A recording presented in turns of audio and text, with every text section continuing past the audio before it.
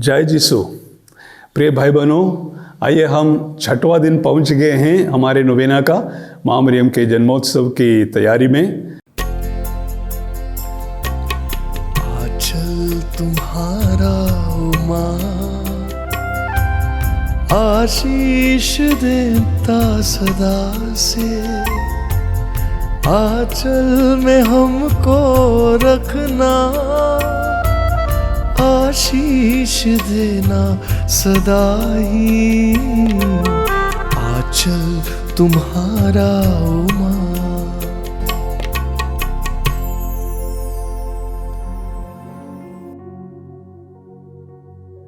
और आज हमारे लिए विशेष करके मनन चिंतन करना है उस घटना के बारे में जहाँ प्रभु यीशु मंदिर में खोया पाया जाता है। मैं आपके लिए सुसमाचार का पाठ सुनाता हूँ, ध्यान से सुनिएगा। संत लूकास के सुसमाचार अध्याय 2 वाक्य 41 और आगे। ईसा के माता पिता प्रतिवर्ष पास्का पर्व के लिए यरूशलेम जाया करते थे।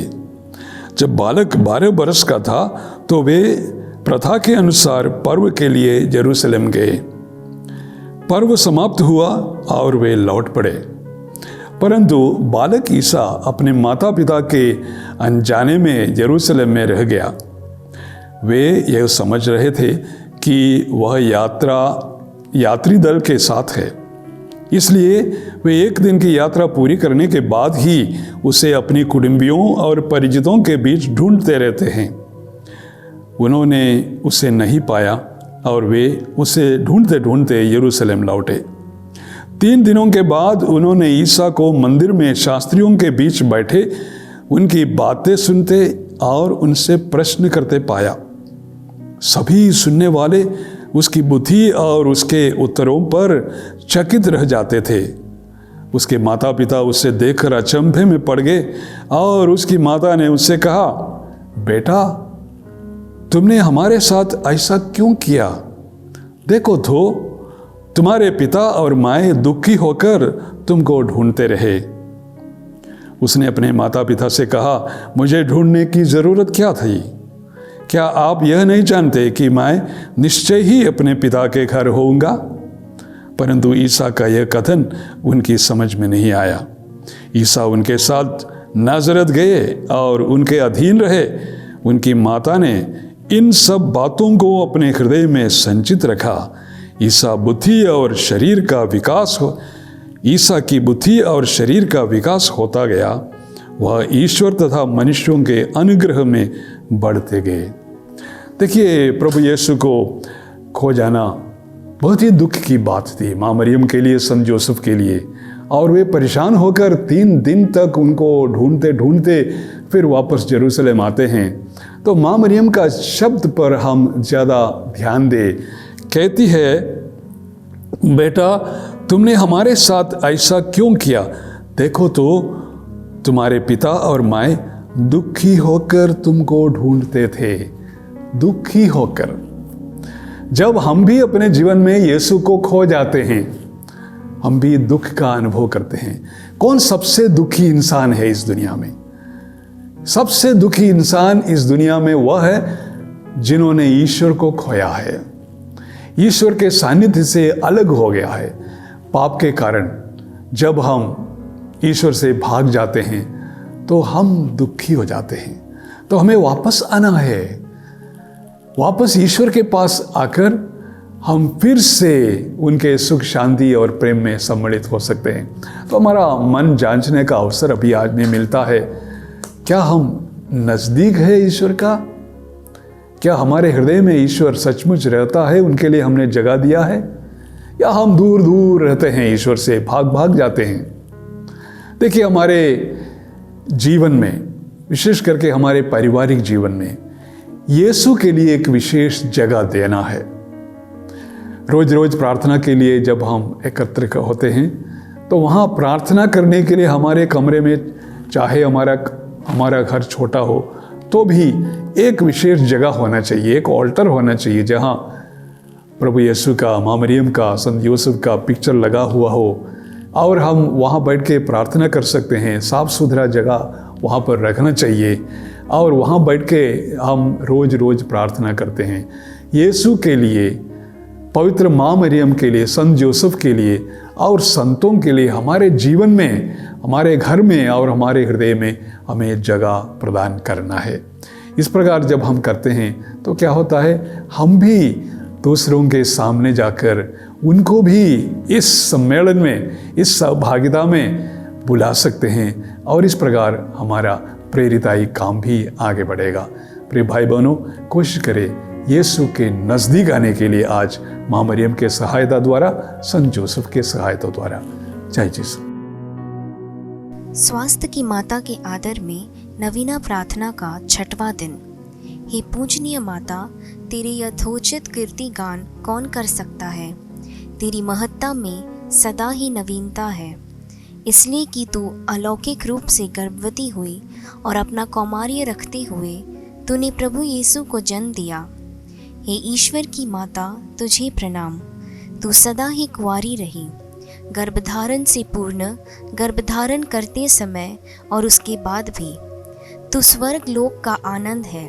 हे देवी कुल, प्रकाश के तारे, तेरे गोद के बालक की आराधना करते हुए हम तेरी स्तुति गाते हैं, क्योंकि प्रभु यीशु हमारे राजा है और तू हमारी रानी है। प्रभु यीशु ईश्वर और मनुष्य के मध्यस्थ है और तू हमारे और प्रभु यीशु के मध्यस्थ है। प्रभु यीशु स्वर्ग के स्वामी है, तू उसका द्वार है। हे भाग्यशालिनी, कृपा के सिंहासन, तूने सृष्टिकर्ता को जन्म दिया, जिसे सारा संसार समा न सका, उसे तूने अपने गर्भ में समा लिया। समस्त जीव जंतुओं के पालनहार का तूने पालन पोषण किया, इसलिए पीढ़ी दर पीढ़ी तू धन्य है। अपने पावन पुत्र से, तेरे सृष्टिकर्ता, तेरे प्राण प्यारे पुत्र से हमारे लिए प्रार्थना कर। हमें यह कृपा दिला कि हम पापी प्रभु यीशु से प्रेम रखें, उसकी सेवा करें और उसका स्वर्ग में दर्शन करें। आमीन। वेलांकनी माता से नवरोजी प्रार्थना। हे अति पवित्र कुंवारी, पवित्र त्रित्व के द्वारा प्रभु क्रिस्त की माता बनने चुनी गई निष्कलंका, मैं तेरा सेवक तुझे उस महान आनंद की याद दिलाता हूँ जब ईश्वर का पुत्र तेरे गर्भ में आया। मैं अपनी भक्ति द्वारा तेरे उस आनंद को और भी बढ़ाना चाहता हूँ। पीड़ितों के प्रति करुणामयी माता, मेरे पीड़ामय जीवन को आनंदमय बना। तेरे पुत्र की महान शक्ति पर भरोसा रखकर मैं अपनी अर्जियाँ तेरे सामने रखता हूँ। यदि ये मेरी अर्जियाँ मेरी आत्मा के लिए लाभप्रद हो तो मुझे दिला। यदि मेरी मांगे ईश्वरीय इच्छा के प्रतिकूल है तो मुझे अन्य आवश्यक कृपाएं दिला। यहाँ अपनी मांग रखिए। हे ईश्वर की माता, तुझ पर मेरा भरोसा है, इसलिए मैं यह नवरोजी प्रार्थना कर रहा हूँ। यीशु के जन्म के समय जो आनंद तुझे प्राप्त हुआ, उसकी हम याद करते हैं। तू उसे सुन और मेरे 9 प्रणाम मरिया को भी स्वीकार कर। प्रणाम मरिया, कृपा पूर्ण, प्रभु तेरे साथ है। धन्य तू स्त्रियों में और धन्य तेरे गर्भ का फल यीशु।